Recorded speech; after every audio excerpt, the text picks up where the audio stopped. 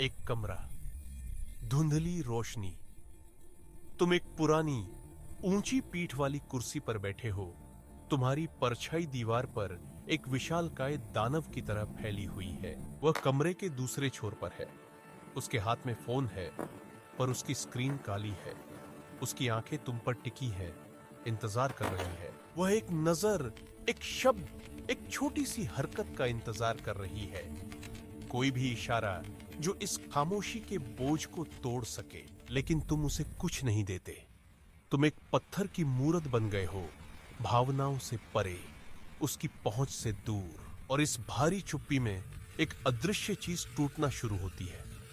यह उसके अहंकार के टूटने की पहली धीमी आवाज है। पहले उसे यकीन नहीं होता।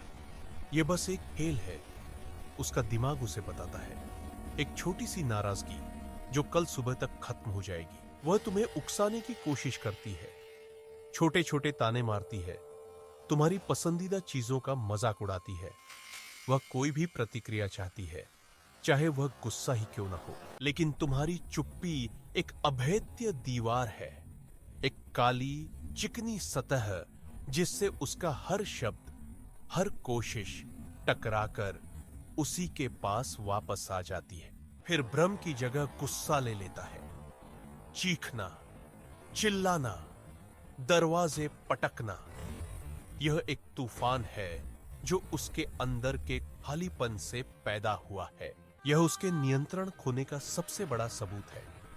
जिस दुनिया की वह रानी थी, जिस पर उसका हुक्म चलता था, उसकी नींव हिल रही है।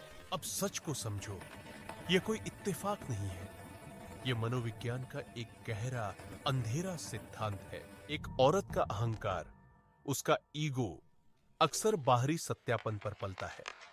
यह एक ऐसा पौधा है जिसे लगातार अटेंशन के पानी की जरूरत होती है, खासकर उस आदमी के अटेंशन की जिसे वह अपने जीवन में महत्वपूर्ण समझती है। तुम्हारा ध्यान उसकी दुनिया का सूरज है। तुम्हारा अटेंशन उसके लिए एक जादुई आईने की तरह है। एक ऐसा आईना जिसमें वह खुद को खूबसूरत, वांछित और शक्तिशाली देखती है। यह तुम्हारी आंखों में अपनी कीमत देखती है। तुम्हारी प्रतिक्रियाएं उसके अस्तित्व को मान्य करती हैं। जब तुम उस आईने को हटा देते हो, जब तुम अपनी आंखें फेर लेते हो, तो उसे अपनी परछाई दिखनी बंद हो जाती है। वह कौन है? क्या वह अभी भी मौजूद है? यह सवाल उसके दिमाग में गूंजने लगता है। इसे मनोविज्ञान में कॉग्निटिव डिसोनेंस कहते हैं। उसके दो विश्वासों के बीच एक युद्ध। पहला विश्वास, मैं महत्वपूर्ण हूं, मैं चाही जाती हूं। दूसरा विश्वास, वह मुझे देख भी नहीं रहा है। उसका दिमाग इस विरोधाभास को सुलझा नहीं पाता। यह उसके ईगो पर सीधा हमला है और उसका सिस्टम इसे बर्दाश्त नहीं कर सकता। एक कहानी सुनो, आकाश और माया की कहानी। आकाश माया के लिए चांद तारे तोड़ लाने को तैयार रहता था। उसके मैसेज, उसके कॉल्स, उसके तोहफे, वह माया की दुनिया का केंद्र था। माया को इसकी आदत हो गई थी। आकाश का अटेंशन उसके लिए हवा की तरह था, जरूरी लेकिन अदृश्य। वह इसे फॉर ग्रांटेड लेती थी। एक दिन आकाश ने फैसला किया। उसने वह स्विच बंद कर दिया। कोई मैसेज नहीं, कोई कॉल नहीं, कोई प्रतिक्रिया नहीं। पहला दिन माया ने नोटिस किया, पर मुस्कुराई। वह व्यस्त होगा, उसने सोचा। उसे अपनी शक्ति पर पूरा भरोसा था। दूसरा दिन मुस्कुराहट थोड़ी फीकी पड़ गई।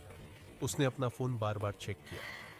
नेटवर्क में कोई समस्या होगी, बहाने शुरू हो गए थे। तीसरा दिन खामोशी अब शोर कर रही थी। उसने आकाश को एक गुस्से भरा मैसेज भेजा, एक जाल फेंका, यह देखने के लिए कि क्या मछली फंसेगी। कोई जवाब नहीं आया। अब चिंता ने गुस्से की जगह ले ली। उसकी हिम्मत कैसे हुई मुझे नजरअंदाज करने की?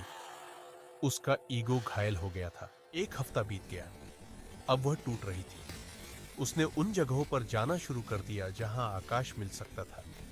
यह अब कंट्रोल के बारे में नहीं था, यह वैलिडेशन की भीख थी। आकाश ने अपनी शक्ति को महसूस किया। यह बदला लेने की शक्ति नहीं थी, यह आत्मसम्मान की शक्ति थी। यह बताने की शक्ति थी, मेरी कीमत तुम्हारे वैलिडेशन से तय नहीं होती। अब तुम सच का सामना करो। यह सबसे बड़ा राज उबला चिन्ह है।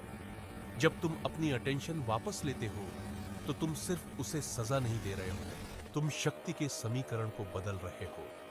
तुम उसे उस आईने का सामना करने के लिए मजबूर कर रहे हो जिसे उसने हमेशा नजरअंदाज किया है, उसका अपना आंतरिक स्व।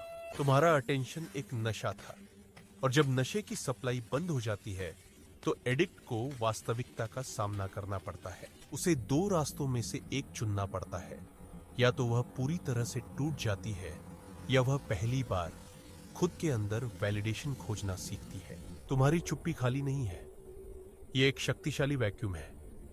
ये उस जगह को खाली कर देती है जो तुम्हारे अटेंशन ने भर रखी थी। और प्रकृति का नियम है, खालीपन को भरना ही पड़ता है। या तो वह इसे अपने डर और असुरक्षा से भरेगी, या फिर आत्म जागरूकता और सम्मान से। यह हेरफेर नहीं है, यह एक सच्चाई की परीक्षा है। तुम्हारी चुप्पी उसे वह सच दिखाती है जिसे तुम्हारी मौजूदगी छिपा रही थी, कि क्या रिश्ता सच में गहरा था या सिर्फ ईगो का एक खेल था। क्या वह तुमसे जुड़ी थी या सिर्फ तुम्हारे दिए हुए अटेंशन से। अब अंतिम विचार, इस हथियार का प्रयोग सावधानी से करो। चुप्पी का उद्देश्य किसी को तोड़ना नहीं, बल्कि सच्चाई को उजागर करना है, खुद के लिए और उसके लिए। जब तुम अटेंशन देना बंद कर देते हो तो तुम एक कहानी खत्म नहीं करते, तुम एक नया अध्याय शुरू करने की संभावना पैदा करते हो।